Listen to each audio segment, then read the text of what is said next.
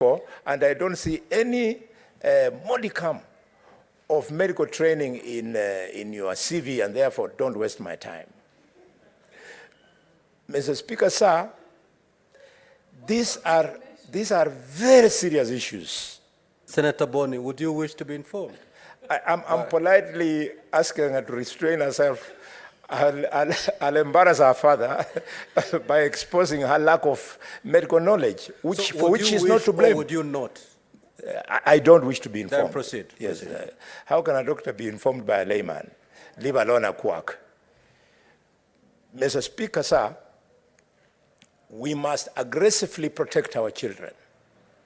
And as a firm believer in family and a firm believer in the beauty of children, I'm so proud that I'm seconding this bill. Mr. Speaker, these guys of the so-called e-cigarettes have even added flavors, so that children who are even in kindergarten, they partake of it, and little do they realize that these nice tasting things are slowly addicting them. I congratulate the senator, and I wish to second the motion as moved. Thank you, Mr. Speaker. Honourable Senators, I now proceed to propose the question.